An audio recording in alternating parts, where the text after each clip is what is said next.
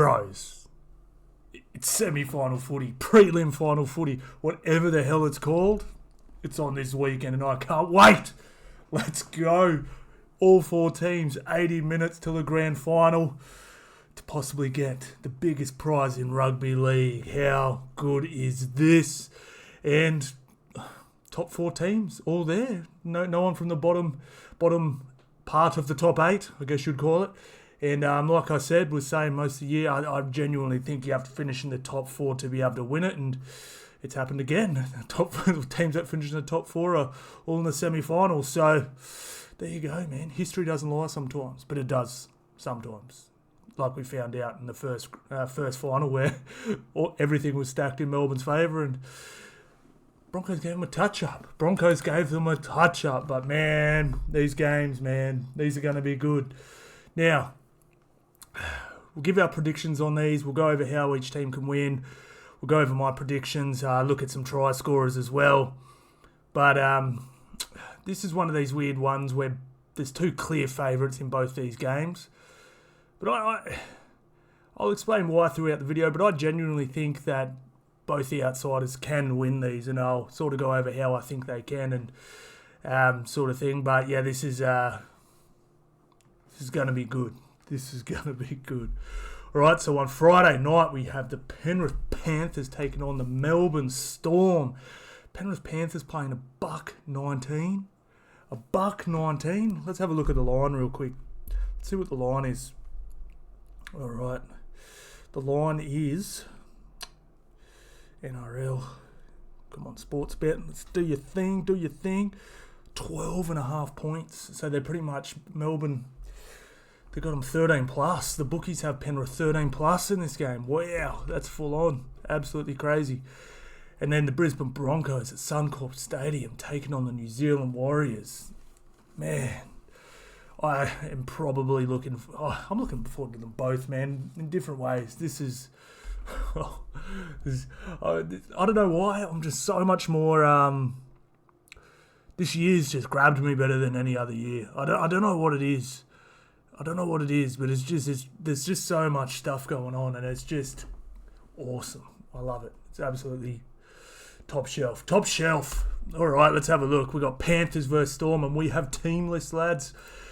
All right, so Tago and Luai both named, and other than Tyler May, this is pretty much the best team Penrith could possibly field. Such a good team. Oh, you got Cogger, Smith, Lenu and Garner on the bench. Wow. Look at this forward pack. Leota, Kenny, Fisher, Harris, Sorensen, Liam Martin and Yo. Jesus Christ. And then we got Tago, Crichton, Taruva and Dylan Edwards. And Jerome Luai is named, and as is Jerome Hughes. The 2 Jeromes. Now, both guys have to get through work tomorrow. From what I've seen. So Jerome Hughes has to get through contact and Jerome Hughes has to get through, I guess, just a general fitness test. Both very different injuries. I've heard a lot of people saying it's a bit different, but, you know, like being in and around the fight game a little bit more. I didn't have too much experience with dislocations when I played footy and basketball and stuff like that, but they're talking about the dislocation like they're all the same. Like, a dislocation can genuinely be you need a Rico now. It can be you can rehab this for 12 months and it'll be perfect. It can be you can rehab this for 12 months and it just won't be 100%. It could be you could be back at...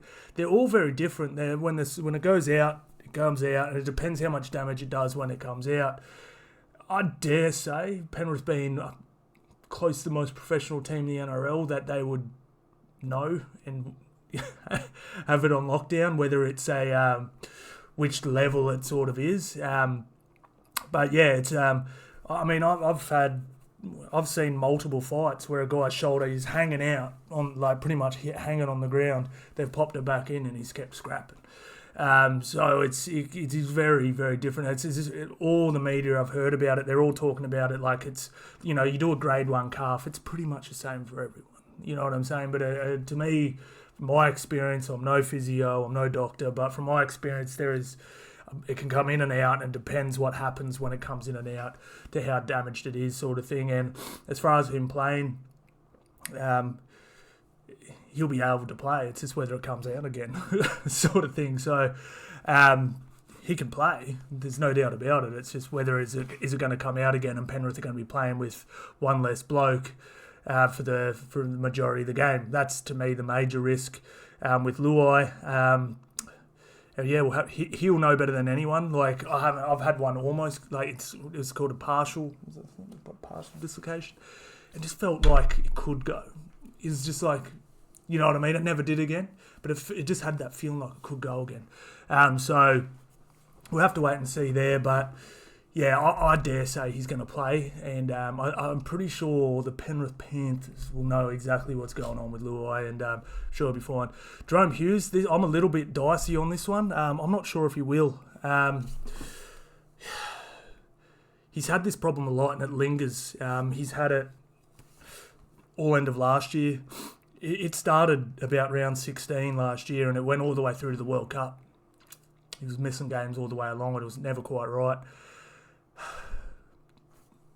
Have they got Wishart on the bench? Yeah. I mean, again, I dare say you just play him because they're not winning without him.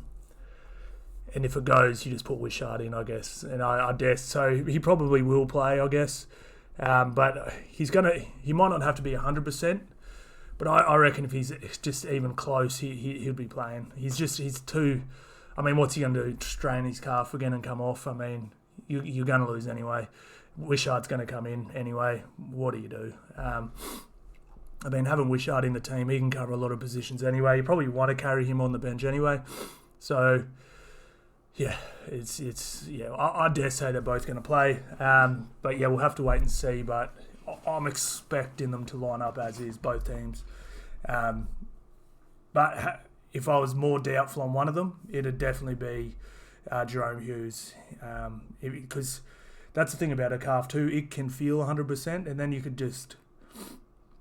can step out of the bathtub and go, you know what I mean? It's one of those weird ones where you're playing with your son, you know what I mean, and you stand up too quick, or it could be the first time he sprints. His calf's real funny like that. Whereas Jerome's is probably more of a contact, whether he can handle the contact.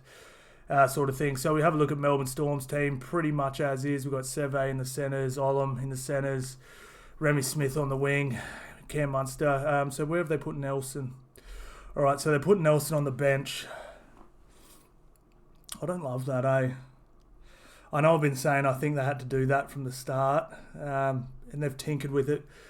We've said it all year. I do feel like Melbourne are just one good forward short. I feel like Nelson...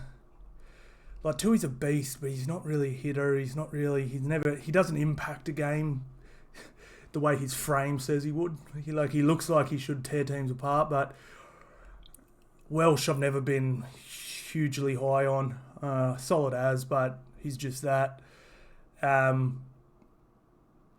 just going to be tough. These guys are going to be ripping from the minute it goes, and you got Moses and Fisher-Harris, who, in my opinion, are the two best big game props in the game. They go to a new level. If you want to talk about big game halves, they're big game props. And they're going at Welsh and Kamikamitha. And then, I mean, Nelson comes on. All right, cool. Spencer Linu comes on for the Panthers. Is Nelson that much more damaging than Spencer? A little bit, not much. Spencer can rip you apart. Nelson's just maybe similar, but a bigger body. But yeah, this is Melbourne can win this, and I've been stupid enough to write them off before, and I'm not writing them off. I think they can win this, but Jesus Christ, I can't find many ways for them to win. The problem with it is, and they've played twice this year. We'll have a little look, right? So they've played twice this year. They were ahead in both of these games. The thing about the Panthers is they've been in every situation now over the past 4 years where they get down 1 try, 2 tries, or I think they were down 14-0 in this game without Cleary. Was it this one? Yeah, it was this one. They just weathered the storm. They came out blasting, and then they just... just pulled the trigger and went, watch this, and they scored 34 unanswered points. And obviously, this was an issue last time.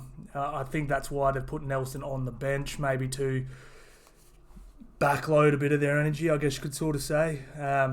Because I'm pretty sure last time Nelson did start. And they were on top. They were genuinely on top for about 15 minutes of that game. This is the thing about Penrith too. It's not like... Penrith... Broncos this year have beaten teams from pillar to post. Like, from the minute 1 to minute 80, they've been winning. Penrith, just about in every tough game they've had, so against, say, teams in the top 10, there's been plenty of... teams get on top of them from, like, a period. You know what I mean? Like, let me have a look at their form. I'm just trying to think of some games. I mean, even the Cowboys in this game, 44-12, there was a good 10-minute period there where Cowboys genuinely had a nice run of footy. I think they scored 12 points in 10 minutes. They were getting fast to play the balls. They were shutting down everything Penrith was doing, but Penrith just win more of the game, and they win the end of the game, which is obviously the most important part, unless you're down by 60. So it's not like... I think Melbourne are going to be able to get on top at some point in this game. It's just, what can they do in that period? And yeah, that's the problem. And the other issue is, like, so we scroll down here, guys, and we see, like, they're conceding 13 points a game, which is essentially 2 tries a game. Like, you can... The way they defend, like... It's funny, like I said, what was more impressive about, like, Broncos' win over the Melbourne Storm or Penrith's win against... who did they play? They played Warriors. So Warriors, Penrith scored more points, but Broncos kept Melbourne to 0. And they're like, oh, they let in a try, so Broncos was... And yeah, like, I'm not going to argue with that. Like, if you want to say 26-0 is better than 30... What was it? 34... Or whatever there. Whatever it was. 34 to 6 or whatever. I'm not going to argue with you. Keeping a clean sheet's pretty dope, but like I said, they will leak a try. They might even leak 2. You know what I mean? Like I said, the way they defend up and in, rushing defense, like the crack will appear somewhere. And if you're a good enough footy team, you'll expose it and get a try. But the problem is, like, you're probably only getting 2. Like, they've averaged this for, like, we're not just going off this year. This is... In the finals last year, they conceded, I think, 10 points a game. It might have even been less. It might have been 8 or 9. I'm pretty sure the year after that, it was slightly higher, but 12 or 13 again. Like, we've got 3 years of data to say you're probably only going to score 12 points against this team in the finals. So the question is, can you keep them less than 12 or 13 points? That's what you're going to have to do. And that's if, say, Broncos and them both go through. It could be a very similar thing. Broncos, you might only get a couple tries here. Broncos, can you keep Penrith to 2? Because you're probably going to have to beat them. And most teams can't, obviously. They average 4 and a bit. So, yeah, that's the issue for Melbourne. I dare say Penrith are going to keep Melbourne Storm around this score of around 12, 10 to 14 sort of thing, in and around there. Can Melbourne Storm keep Penrith below that? I don't see it. I honestly think the score is going to be roughly this. You know what I mean? It may be even another try to Penrith. I think Melbourne are gutsy, gritty. They stand up. You got a team with Munster, Harry Grant, all these good stuff. But yeah, I dare say we're going to be looking at something around this, and that's what the bookies have. The line 12.5, which is about bang on that. It's just, if you just match them up in blocks, right? You have a look at this and you're like, okay, like Munster's the best player in the park, but then is Cleary that much worse? You know what I mean? And then you just go across as just, if you average it all out, you're like, this back line is substantially better. And then you go to the forwards and it's not close. Like I think the best forward pack in the game. If you want to sit here and say Broncos is close, or thereabouts, or if you want to say it's slightly better, cool. I'm not going to sit here and bang on with you, but if this isn't the best forward pack in the game, it's the second. And then the bench again, we just mentioned, like, yeah, Nelson beast off the bench, but is Spencer that much worse? You know what I mean? And then you got, Lindsay Smith to me has been way better than Eisenhuth, or if you want to match him against Garner, Tarek Sims. I think Lindsay Smith's been enormous, absolutely enormous. So yeah, it's just I think Penrith literally have them covered everywhere. I can't see a spot where they could sort of exploit it. Yeah, like Melbourne are going to have to be perfect. Munster's going to have to pull some magic. And yeah, we'll have to wait and see. But yeah, this is very much. I think the bookies have this about bang on. And how long's it been since we've seen Melbourne paying over $4 in a final? That is outrageous. That is absolutely insane. Jesus Christ, Penrith, a good man. All right, so try scorers, guys. So I'm probably going to be looking at these two guys here. I see genuine mismatches here. Crichton, Seve, Tago, Olam. I mean, yeah, if these guys get good early ball, I see them absolutely cooking these two guys. I know Olam's can put a shot on, but he's it's more his reads than anything. He's either right and he'll snap you, or he's wrong and he doesn't even touch you. Seve, hasn't had a ton of games there either. Wouldn't say he's been exposed, but also don't mind Liam Martin as well. Yeah, we'll have to wait and see. But he's Liero. Yeah, I don't mind Liam Martin either. But I'm looking at the centres here, guys. So I'll obviously announce what I'll do on my shorts. But yeah, I'm leaning towards these two guys here. But yeah, it's Friday night. Yeah, Friday night, 7:50. I will go live before this as well. Make sure you follow us on TikTok, guys. If you have any live questions you want me to ask, I'll try and do my best to answer all the questions I possibly can on there. But yeah, it can be a little bit hard sometimes. There's a bloody lot of people on there. A lot of people on there. I'm so popular. No, it's just probably peak time, like right before a footy game. You're bored, you're sitting there and you check your phone. So yeah, it's bloody crazy. All right. So yeah, we'll go. We'll go Panthers, and I think roughly what the line is. I'm not going to go overs or under. I'm not going to go on the line or 13 plus, 12 plus, but because I genuinely think it's going to be roughly bang on between 10 and 14 point win.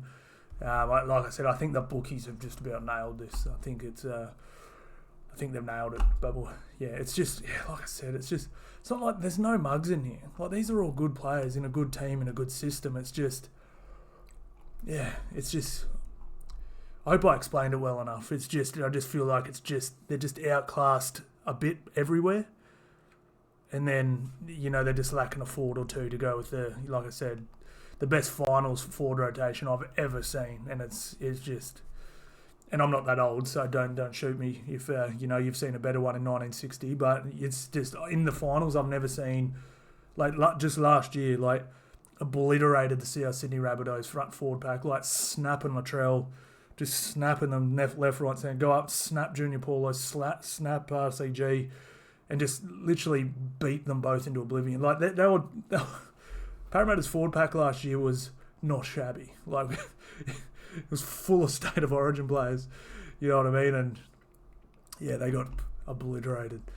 Yeah, so we'll have to wait and see. But man, excited! Let's go on to the main event. Up the Waz. Up the goddamn Waz. I need some Pepsi to get through this one.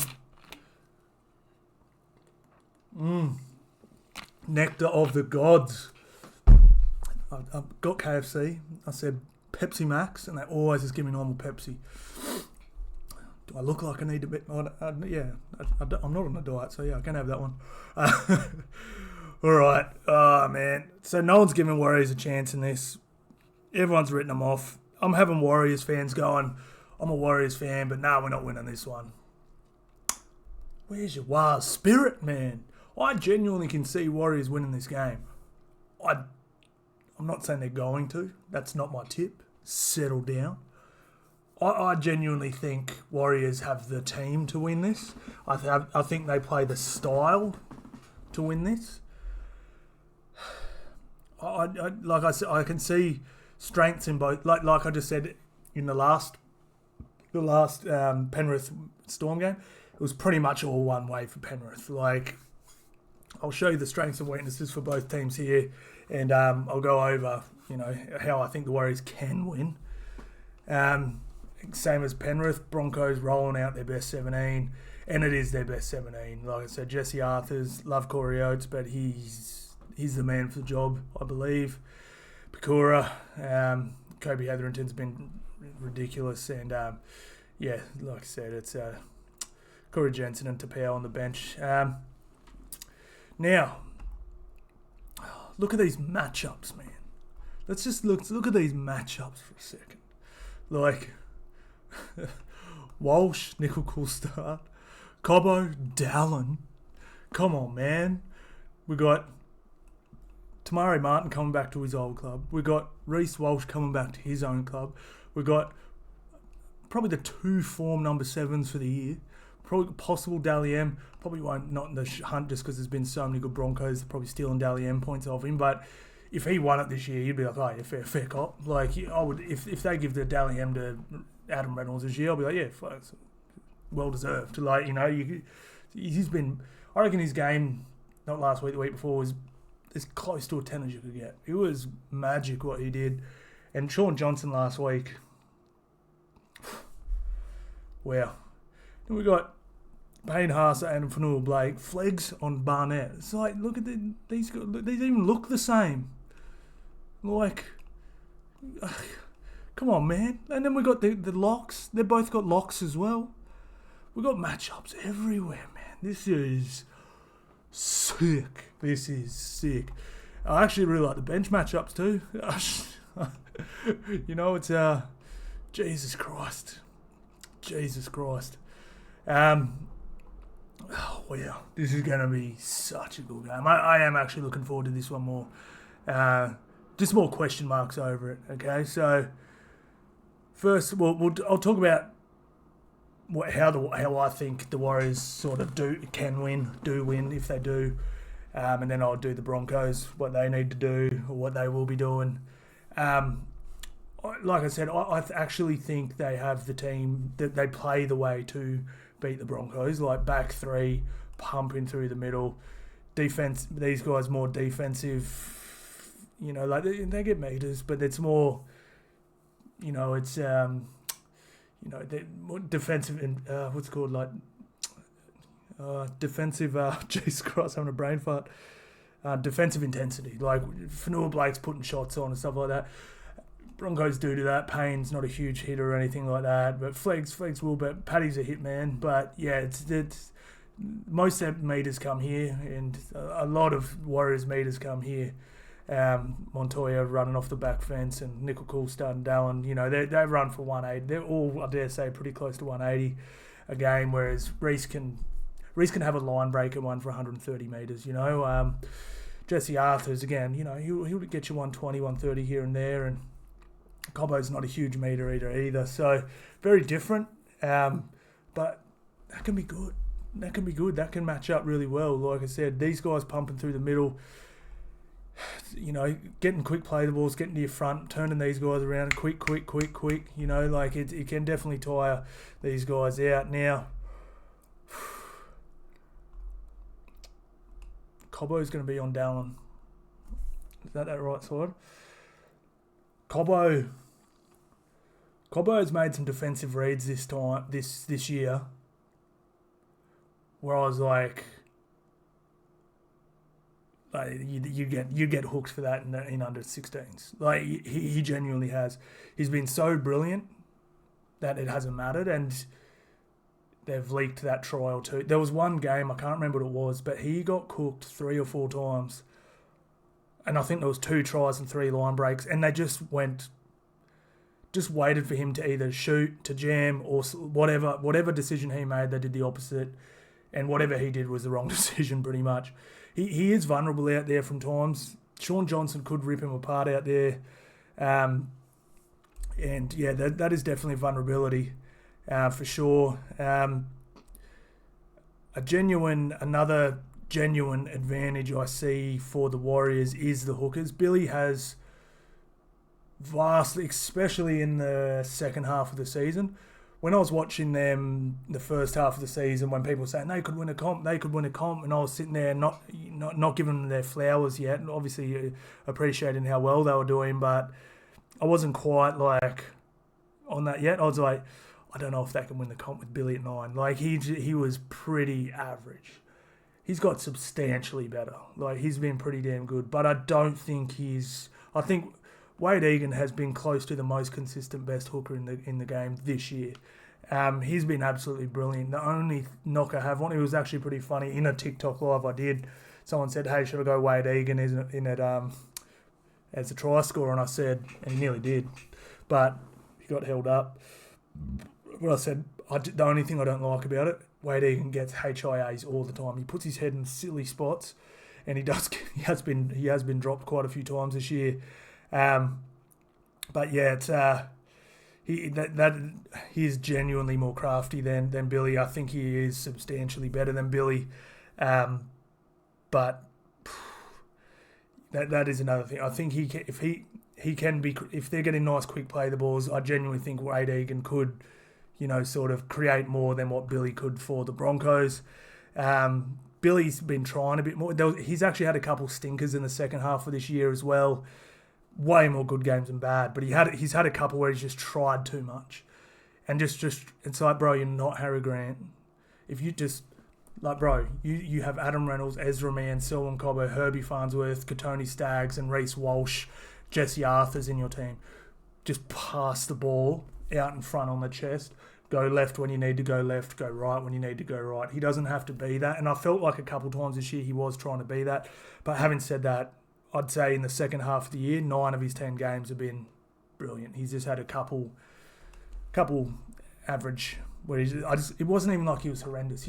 I think he tried a little hard to scooting when there wasn't much on, and yeah, and he would sort of half scoot, realise there's nothing on, and then hoof a pass, and then Reynolds is catching it up here, so then it just shuts the play down. It's not an error, it's not a bad thing. It's just it wasn't the play, and it just halted play. And Egan's just, his decision making is bang on, absolutely brilliant. Another big advantage I see for the Warriors is Dylan Walker. He is a genuine game changer. He can come on and he could spark something for sure, especially with a bigger pack. If this is a fast game, if it is in play, Broncos forwards are immensely fit, and I don't see them getting overly tired. But he could, if he can generate some fast play the balls, could definitely help. Now, if we go down to here, Warriors aren't too much quicker. Now, this number's not bad, but Broncos quite regularly, you'll see them losing this. They can get put on their back a bit, and they can lose the ruck. They still win the game because they've got so much talent. But you get what I'm saying. If they can get put on the back foot and slowed down a bit, obviously the craftiness of Wade Egan will, it'll help. And then with Dylan Walker coming on with fresh legs, I genuinely see some advantages there. Tavanga as well, great leg speed, sort of thing. Now, to me, I just mentioned some things that they probably have a little bit of a wood on Broncos on. That is about it. Like the Broncos are a better team. The Broncos have been a better team all year, and they have less flaws. If Warriors are going to win for me, the one thing the Broncos are substantially lacking, but so are the Warriors, is that finals experience. What do we do in a final when we're 14 points down? Do we start hoofing it? Do we start spreading in our own tent? They don't know what to do in that situation because they haven't been there. They'll train it. They'll say what they're going to do, but it's very different when you're out there. You're out on your feet. There's 15 minutes to go. You're absolutely gassed. Your lungs are burning. We're down by 14 with 14 minutes to go, or whatever the players. They haven't been in that situation. So for me, if the Warriors are going to win, I want to see a try or two in the first 15 minutes. I want them up early. And they are fast starters. We saw what they did last week. I think that will genuinely put a bit of panic into guys like Reece, who hasn't been there, into guys like Cobbo, who hasn't been there. When Reynolds, he'll know exactly what to do. But you get what I'm saying. One thing I will say about Reece, and I love him, he's been brilliant. I genuinely feel like you could put him in a position where he feels like he has to win the game himself, and he'll just try stuff, throwing that crazy cutout ball, and it might come off. I'm not saying it wouldn't come off, but we all know those plays don't most of the time. And like I said, it's not like the Warriors have a ton of experience there, but so it could be reversed as well. Like I dare say, if Broncos get out early, they're winning this game. I don't see Warriors crawling their way back into this one. But for me, if the Warriors are going to win, I want to see. And the thing is, it's not just throwing caution in the wind and just being crazy and this and that. You want to play within your structure, but if you see just half of something, just do it. Don't do something when there's nothing on. Like when there's a 3-on-3, don't just hoof it out to Dallin and go try and fly through the air like you have been and, do one of those crazy tries. But if you've got a 2-on-3 and you're inside your 40, just throw it, bro. Just go for it. You know what I mean? Like, because if you can get a try or two up on the Broncos, if 14 minutes in the game they're up by 12, and then what you do is then you don't go back into your shell and try and like defend that lead, but then you just put the fancy stuff away. You still play footy, you still throw the ball around a little, you're still trying to score tries, but you just go back to kicking the corners, complete your sets. And then all of a sudden they'll look up and you go, oh, there's 20 minutes to go and we're down, but and that's how I think that's what I think the Warriors need to do, sort of thing. It's that's what I really do see, because like I mentioned with the Panthers game, I do see Broncos having the Warriors like pretty covered. Like, all right, Fanua Blake's been brilliant. Yeah, Payne's no slouch. Like Tohu Harris has been immense. Yeah, Pat Carrigan. Like everyone's talking about Jackson Ford's been on a new level, one of the most improved players. Yeah, he has. Kurt Catewell's pretty good too. Like I'd say Ford's been better than Catewell just about all year, but no slouch. I like Nakora in this one. He runs a beautiful line. Now, another thing as well that I would be looking to expose is we saw that try Adam Fanua Blake scored on Tyson Gamble last week. Ezra Mann is when I say he's a similar to Cobbo, like he can have a stinker of a night, and he can make just where every decision he made was wrong. And he can tackle, like one-on-one. I'm not saying his defense is bad. He'll put you on your back. He'll hit you. Like, he's a beast. He's a little nugget. But Adam Fanua Blake, he'll go a little wider. Like, he scored like 8 tries this year. Like, he can score a try, man. If they get a bit of sustained pressure, I generally could see them firing shots at Ezra Mann. Whether it is a second rower, whether it is Adam Fanua Blake, I dare say they'll just put Adam a little wider. Maybe have Tohu Harris run a decoy or short ball, whatever it is. Adam Fanua Blake, bang, right on Ezra Mann's shoulder. He cannot stop him. He will get cooked. Go back and watch that try. I didn't realise. I watched it live and was like, I remember going like this when I saw the try. Like, it was just. And then I watched it in slow mo. Like, Adam Fanua Blake has the best footwork for a big guy I've ever seen. It's like Newcastle had their defensive line perfectly set. It was a one-on-one. Like, they put him one-on-one. Tyson Gamble didn't get a hand on him with a set line. Like, that is hectic footwork for a big man. Like, he didn't just fall over the line. Like, he burst through the line with it barely getting a hand touched on him. Like, he didn't run over the top of Tyson. He completely outstepped him. And you look at the size of this dude. Ridiculous. Absolutely ridiculous. Now, onto the Broncos. How do they win this one? I need some more nectar of the gods.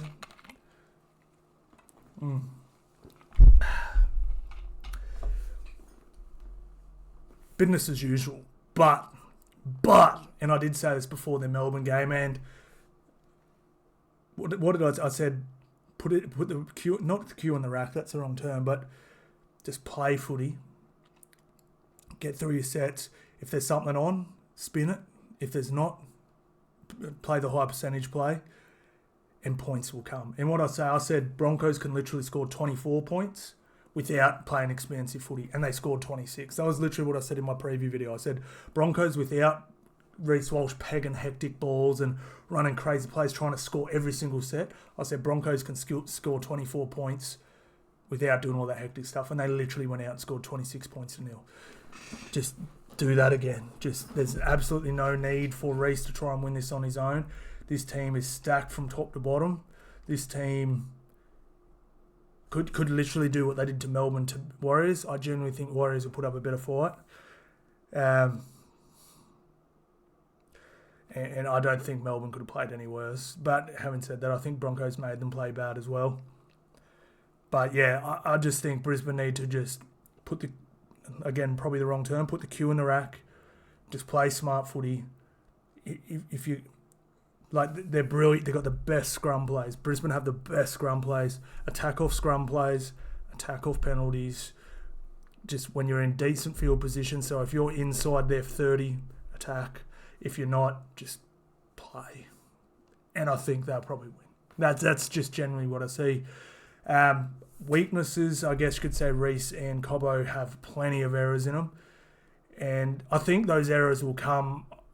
You know the funny thing about Reece and what I've noticed about him this year, he's been an error machine this year and last year. But he's never pumped out the errors when it's been a huge game or there's something online. Like, I actually think Reece Walsh makes most of his errors. If you actually watch his eyes when he makes his errors, right? Like, there was a game where he made 5 errors or 4 errors, right? And they won the game. He was trying to do something else before he caught the ball. Because he's super sharp and he's thinking 10 steps ahead. Sometimes he forgets to catch the ball. And some of his errors, he's too expansive. But again, like, I don't think he's going to play that way in a final. I remember when he was getting ready for Origin, I did my preview video for Origin, and I said, geez, is Reece going to be able to handle himself? Like, is Reece going to be able to just realise, hey, like, as good as I am, I'm probably not the best guy in this team. I'm surrounded by talent. I don't have to win this game on my own. And I was like, is he going to be able to do this? And hell yeah, he did. He did it perfectly. Like, everyone was talking about what a great game it was from Reece. I actually don't think it was that great, but he did exactly what he needed to do. He didn't make errors. He ran straight. He picked his moments. Did exactly what he was supposed to do. And if you want to call that a brilliant performance, I guess when I think people were comparing it to like Billy Slater, I'm like, whoa.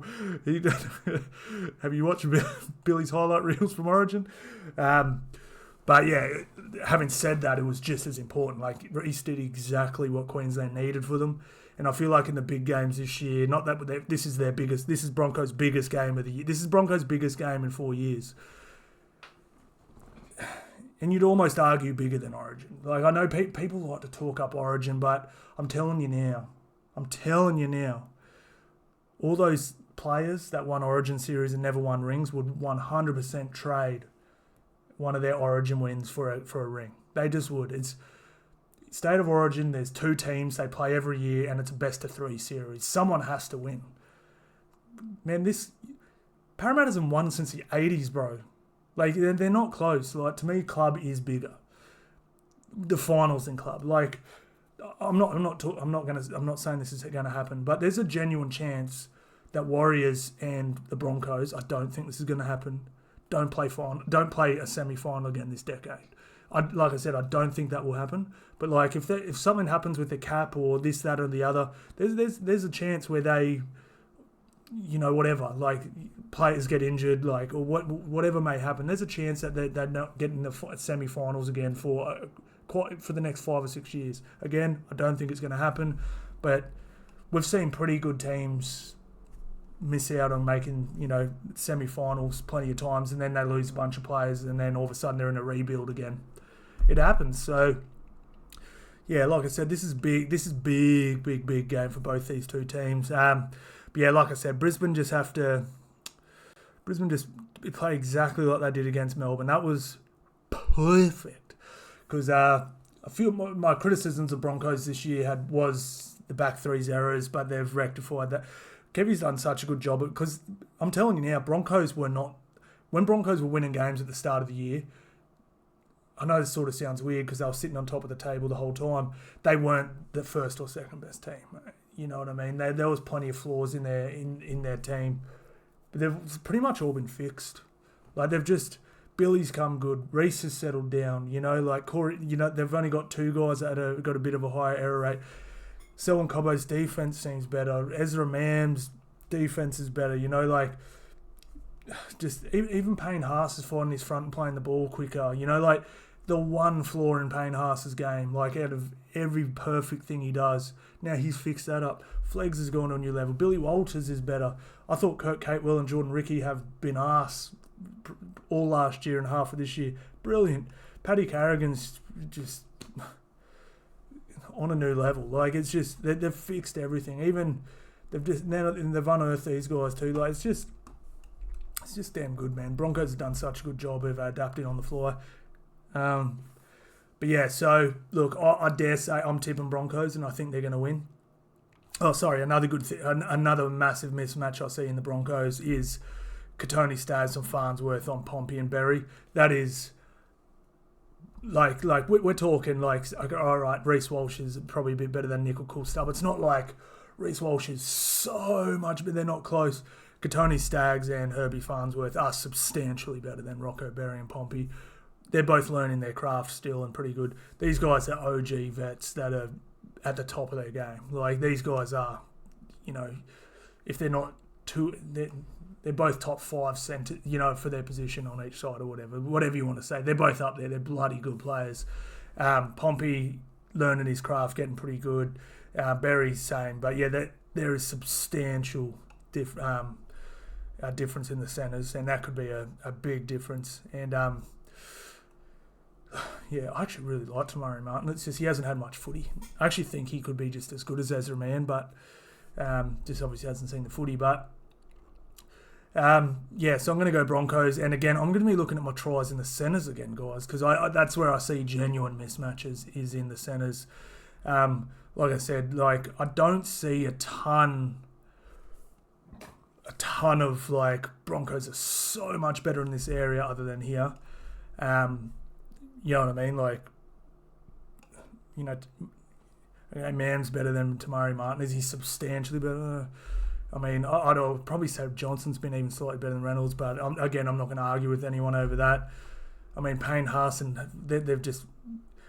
Payne probably makes less errors and has a bigger motor and runs for a few more metres. Adam Fanua-Blake's going to get you a try. He's got better footwork. You know what I mean? It's just there's trade-offs everywhere.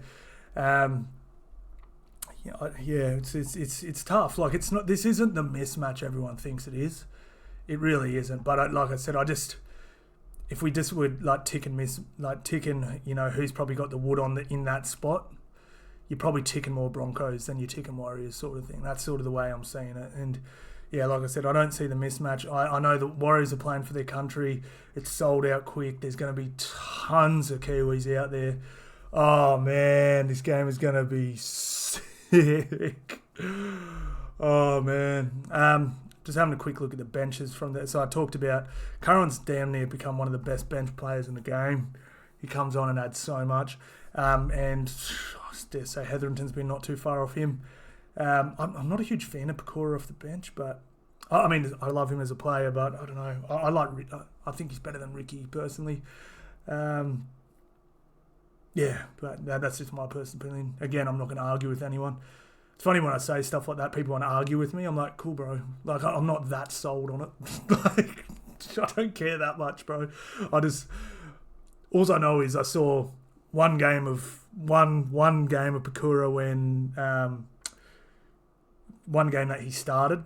It was when Ricky was injured, and I saw him run. He had more highlights than I've seen Ricky in his whole career in that one game, and that's all I know. And to me, it's like if you can put together a better highlight reel than the guy in one game, than the guy that's been there for 3 years or whatever, I don't know. I think you're better, but Ricky does a lot of little stuff really well. Always leads a kick chase. He's all that sort of stuff. His defense is pretty good. He's just shit at defense. I mean, he looks like he should be punching holes, and he just doesn't. He gets folded. I remember the first game he came back after his injury, and Pecora had been carving up. I was like, oh man, Ricky's going to have the game of his life. His spot is on the line. And the first tackle, he got smacked and dropped the ball. I was like, oh my God. I don't know what it is. He is not a hard ball runner. Like, but he's big, he's fast, he's strong, he's athletic, he's built. Like, it's weird. Like, when I first saw him run on the footy field, I was like, geez, he looks like a goer. He's super athletic looking. But with the ball in the hand, I don't know, it just doesn't.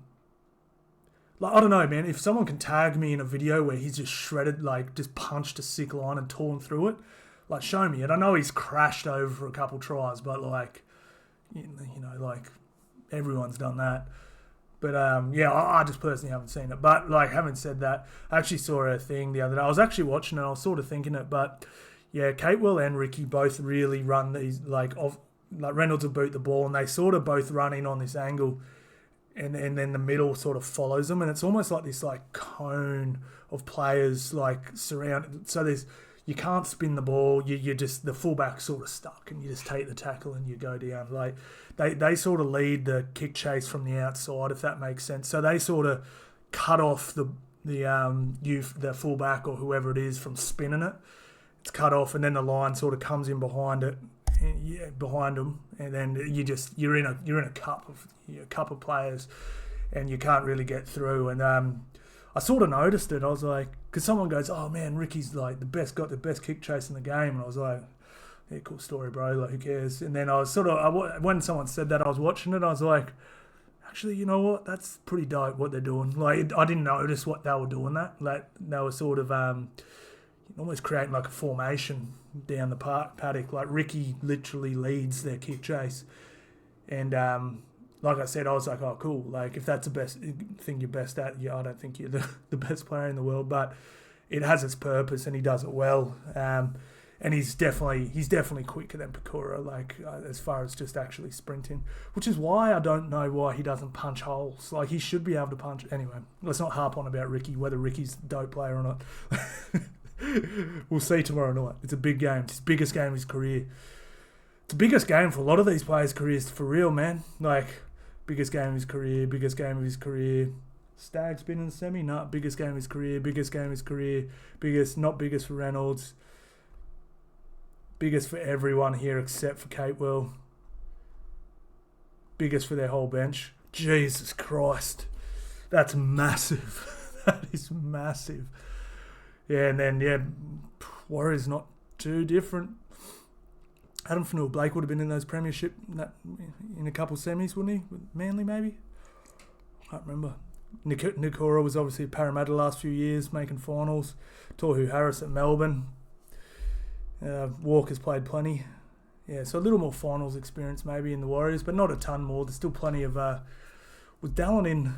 Dallin was in the 2019 team, 20, Penrith. It doesn't matter. But yeah, just monstrously big game. And then we got the granny. Only 1 week to go. Let's go, lads. All right, yeah, guys. So just to break it down, we're going Penrith, we're going Brisbane, we're going the centres to score tries. So we're looking at Tago and Crichton. Like I said, I'll lock something in shortly, and we're looking at Herbie and Stags to get one as well. So bring it on. To be honest, I think Penrith Broncos would probably be the best grand final, but I'm cool with anyone making it. Man. It's going to be elite. Oh, Penrith's sort of cool. It's like Queensland versus... Actually, another really cool thing I noticed too is New South Wales, Victoria, Queensland, New Zealand. How dope's that? That's pretty damn cool, man. That's really, really cool. Everyone's represented. That's dope. All right. We're done. All done. Let's wrap it up. Let's bring on the... Damn. How many more sleeps? 3 more sleeps? Come on, man. That sucks. I might just go to bed now. Drop some CBD oil and wake up in a few days' time. We'll see how we go. All right, guys. Thank you all so much for watching, and I'll see you on the next one.